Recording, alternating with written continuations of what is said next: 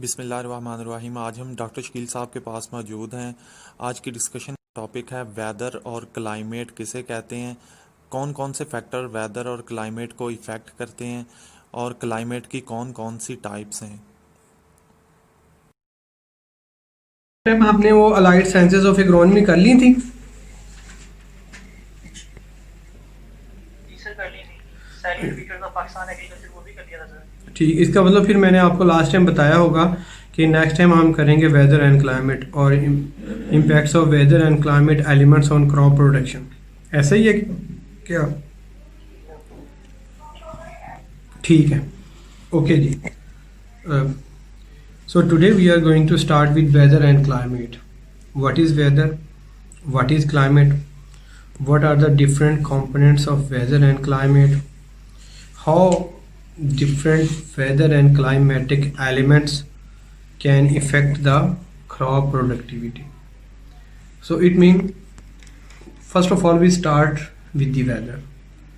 The state of atmosphere for a shorter period of time is called as weather. So it means whenever you see what is the state of atmosphere, whether it is cloudy, rainy or dry, so all the conditions are called as weather. ठीक है, कि जब हम weather को एक छोटे से अरसे के लिए, एक छोटे से टाइम पीरियड के लिए देखते हैं, एक दिन के लिए, एक हफ्ते के लिए, या ज़्यादा से ज़्यादा एक महीने के लिए, या जितनी देर तक आपने टीवी में देखा होगा कि वेदर फोरकास्ट आती है, तो that is called as weather. So it changes time to time, क्योंकि आपको पता है कि हर लम्हे के बाद, कुछ आवर्स के बाद, मिनट्स के बाद वेदर जो है वो चेंज होता रहता है. तो इसका मतलब ये हुआ कि जो एटमॉस्फेयर की स्टेट है, जो एटमॉस्फेयर कंडीशन है for a shorter period of time, that is called as weather.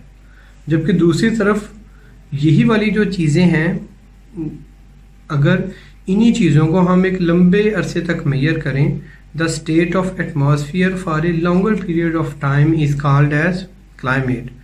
कि जब हम जो टेम्परेचर है, जो प्रेशर है, रेनफॉल है, ह्यूमिडिटी है, विंड स्पीड है, विंड डायरेक्शन है, जब हम इन्हीं चीज़ों को एक लंबे अरसे तक मेजर करते हैं और उनकी एवरेज लेते हैं, या वो इसकी हिस्ट्री देखते हैं, तो वो जो हिस्टोरिकल डेटा होता है that is called as climate.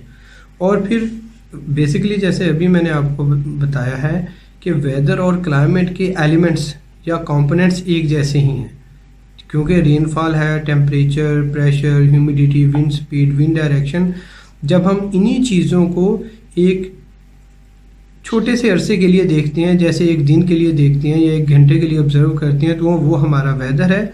जब हम इन्हीं चीज़ों को एक लंबे अरसे तक मेजर करते हैं और हिस्टोरिकल डेटा हमारे पास आ जाता है, एक लंबे अरसे तक हम इनको मेजर करते हैं, तो then it is called as climate.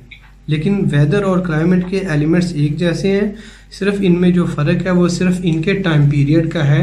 कि वेदर जो है वो आप कह लें कि एक दिन का है, लेकिन जो क्लाइमेट है वो कम से कम ज़रूरी है कि अगर आप किसी इलाके का क्लाइमेट डिफ़ाइन करना चाहें तो फिर आपके पास 30 ईयर का डेटा होना चाहिए. कि जैसे वेदर और क्लाइमेट में इसकी दूसरी एग्जांपल ये हो सकती है कि जैसे आपके कॉन्सेप्ट में है कि 10 जून को मुल्तान में टेम्परेचर 45 सेंटीग्रेड होना चाहिए, जबकि 10 जनवरी को मरी में टेम्परेचर 5 सेंटीग्रेड होना चाहिए. ये वाली जो आपकी एक्चुअली एक्सपेक्टेशन है कि फ़लाँ रीजन में, फ़लाँ प्रोविंस में, फ़लाँ डिस्ट्रिक्ट में इस मंथ को इतना टेम्परेचर होना चाहिए, that is your expectation and that is actually the climate. क्योंकि जब आपने एक लंबे अरसे तक उस रीजन का टेम्परेचर या रेनफॉल का पैटर्न मेजर किया है, तो उसी बेसिस पे आप एक कॉन्सेप्ट डेवलप कर सकते हैं कि फ़लाँ डिस्ट्रिक्ट में फ़लाँ तारीख को ये टेम्परेचर होना चाहिए. तो वो जो आपकी ये एक्सपेक्टेशन है, जो आपके पास रिकॉर्डेड डेटा है, जो हिस्टोरिकल डेटा है, जो एक लॉन्गर पीरियड ऑफ टाइम के लिए आपने डेटे की जो एवरेज है, that is actually called as climate. Understand. दूसरा ये भी तो हो सकता है ना कि 10 जनवरी में मरी में 5 सेंटीग्रेड होने के बजाय वहाँ पे अच्छी खासी धूप निकल आए, तो धूप निकलने की वजह से टेम्परेचर 5 की बजाय 25 भी हो सकता है. जबकि दूसरी तरफ मुल्तान में 10 जून को जो टेम्परेचर हम 45 सेंटीग्रेड एक्सपेक्ट कर रहे हैं, तो हो सकता है कि 10 जून को रेनफॉल हो जाए मुल्तान में, और रेनफॉल के बाद हवा चलनी शुरू हो जाए। तो आपको पता है कि जून अगर आपका average annual rainfall more than 1000 millimetre है तो that is called as para humid.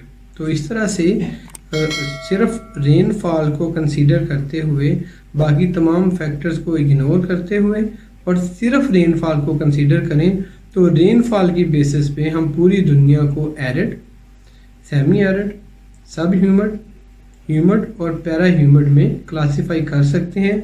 और इसमें आपने बाकी किसी फैक्टर को कंसीडर नहीं करना, सिर्फ रेनफॉल को ही कंसीडर करें तो हम इन 5 हिस्सों में पूरी दुनिया को तकसीम कर सकते हैं कि पूरी दुनिया का कोई भी इलाका क्यों ना हो, उसका टेम्परेचर कम हो या ज़्यादा हो, एल्टीट्यूड, लैटीट्यूड, लॉन्गिट्यूड कैसी ही क्यों ना हो, लेकिन अगर हम सिर्फ रेनफॉल को देखें तो फिर रेनफॉल की बेसिस पे जहाँ पे 0 से 250 मिलीमीटर तक रेनफॉल है तो वो एरिड है, 250 से 500 मिलीमीटर तक रेनफॉल है तो सेमी एरिड है, 500 टू 750 मिलीमीटर रेनफॉल है तो सब ह्यूमिड है, और 750 से 1000 मिलीमीटर तक रेनफॉल है तो ह्यूमिड है, और अगर 1000 से एवरेज एनुअल रेनफॉल ज़्यादा है तो फिर वो पैरा ह्यूमिड है।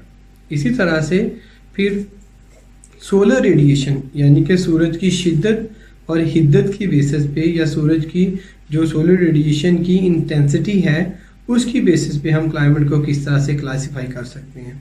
तो यहाँ पे मैं आपको बताना चाहूँगा कि सोलर रेडिएशन की बेसिस पे हम क्लाइमेट को ट्रॉपिकल, सब ट्रॉपिकल, टेम्परेट और पोलर क्लाइमेट में क्लासिफाई कर सकते हैं। अब समझने के लिए जो है हमें थोड़ा सा जो दुनिया का मैप है ना, वर्ल्ड मैप, थोड़ा सा ना वर्ल्ड मैप को अपना जहन में लेके आएँ, तो फिर आप देखेंगे कि पूरी दुनिया के सेंटर में एक इमेजिनरी लाइन है जिसको हम इक्वेटर कहते हैं उर्दू में, जिसको ख़त इस्तिवा कहते हैं।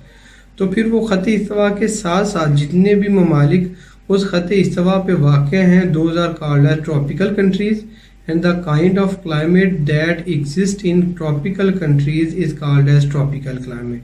तो होता क्या है कि ट्रॉपिकल पे होने के बायस जो मीन मंथली टेम्परेचर है वो इतना ज़्यादा चेंज नहीं होता, और सोलर रेडिएशन वहाँ पे ज़्यादा पड़ती हैं, क्लाइमेट सीवियर होता है हाई सोलर रेडिएशन होने की वजह से, टेम्परेचर भी हाई होता है सोलर रेडिएशन के ज़्यादा होने की वजह से, और इसके साथ साथ जो है वहाँ पे हाई रेनफॉल होता है, और हाई रेनफॉल होने की वजह से यहाँ पे ह्यूमिडिटी भी हाई रहती है।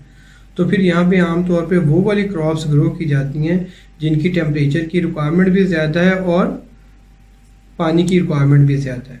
जैसे देखें हमारा राइस है, शुगर केन है, तो इसका मतलब ये हुआ राइस और शुगर केन के लिए दोनों के लिए हॉट एंड ह्यूमिड क्लाइमेट की ज़रूरत होती है कि टेम्परेचर भी ज़्यादा हो और ह्यूमिडिटी भी ज़्यादा हो।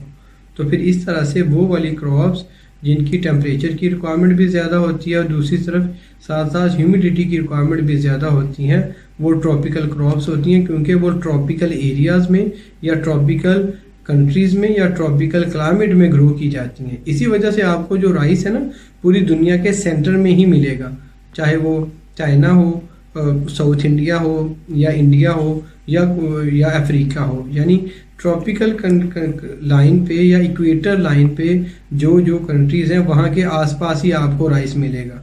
राइस कभी आपको टेम्परेट रीजन में या पोलर रीजन में नहीं मिलेगा। कभी राइस आपने साइबेरिया में सुना है, रशिया में सुना है, कनाडा में सुना है, यूरोप में सुना है, या आपने कभी देखा होगा राइस जो है वो किसी ने साइबेरिया में या रशिया में या मॉस्को में लगाया हुआ है, क्योंकि वहाँ पे तो टेम्परेचर ही बहुत कम होता है और टेम्परेचर बहुत कम होता है और रेनफॉल भी कम होता है। तो इस वजह से राइस जो है वो आपको कभी इन इलाकों में नज़र नहीं आएगा। आपको राइस जो है वो सिर्फ हॉट एंड ह्यूमिड जो क्लाइमेट है वहीं पे ही नज़र आता है, और ये hot and humid kind of जो क्लाइमेट है वो ट्रॉपिकल एरियाज़ में या ट्रॉपिकल कंट्रीज़ में एग्जिस्ट करता है। और ट्रॉपिकल एरिया या ट्रॉपिकल कंट्रीज़ वो कंट्रीज़ होती हैं जो कि इक्वेटर यानी कि ख़त इस्तिवा पे वाक़ हैं। और फिर उसके बाद जो है दूसरा जो हमारा होता है दैट इज़ सब ट्रॉपिकल क्लाइमेट। तो तो सब ट्रॉपिकल क्लाइमेट जो है इसमें सूरज की शुआएं जो है वो एग्जैक्टली एट राइट एंगल सीधी पड़ने की बजाय थोड़ी सी तिरछी पड़ती हैं, और थोड़ी सी आपको पता है कि जैसे जैसे सूरज की शुआएं जो है वो एट राइट एंगल की बजाय जो है वो थोड़ी सी तिरछी होना शुरू हो जाती हैं, तो उसकी शिद्दत या हिद्दत जो है वो रिलेटिवली कम हो जाती है। तो सूरज की शुआएं जो है उनकी शिद्दत कम होने की वजह से यहाँ का क्लाइमेट मुतदल रहता है, टेम्परेचर भी बड़ा खुशगवार सा होता है, वेदर भी ठीक होता है, और वहाँ यहाँ पे वो वाली क्रॉप्स ग्रो की जाती हैं जिनकी टेम्परेचर की रिक्वायरमेंट ना तो बहुत ज़्यादा होती है ना ही बहुत ज़्यादा कम होती है। तो ज़्यादातर क्रॉप जो हैं वो हमारी सब ट्रॉपिकल होती हैं। तो इस लाइन पे जो क्रॉप्स ग्रो की जाती हैं उनको हम सब ट्रॉपिकल क्रॉप्स कहते हैं। जो जो कंट्रीज़ इन लाइन पे वाक़या होते हैं उनको सब ट्रॉपिकल कंट्रीज़ कहते हैं, और जिस जिस तरह का इन्वायरमेंट इन कंट्रीज़ में एग्जिस्ट करता है उसको हम सब ट्रॉपिकल क्लाइमेट कहते हैं। तो अगर हम गौर से पूरी दुनिया के मैप में देखें तो Japan, China, Pakistan, Iran, north Africa और मेक्सिको वगैरह, तो ये जो कंट्रीज़ हैं जिनके अभी मैंने आपको नाम लिए हैं, और ये आप पूरी दुनिया के नक्शे पे भी देखें ये आपको सब ट्रॉपिकल लाइन पे नज़र आएंगे। और इन तमाम कंट्रीज़ का मोर और लेस जो क्लाइमेट या वेदर होगा वो भी तकरीबन एक जैसा ही होता है। जो जो क्रॉप्स चाइना में उगती हैं वो हम हमारे यहाँ भी ग्रो कर सकते हैं, जो हमारे यहाँ उगती हैं वो ईरान में भी हो सकती हैं, या जो हमारे यहाँ ग्रो करती हैं क्रॉप्स वो मैक्सिको में भी, क्योंकि सेम कंट्रीज़, क्योंकि distance from equator is called as latitude, क्योंकि हमारी अगर मैक्सिको की लैटिट्यूड एक जैसी है तो फिर जो वेदर या क्लाइमेट जो है वो एक जैसा होने की तवक्को की जा सकती है।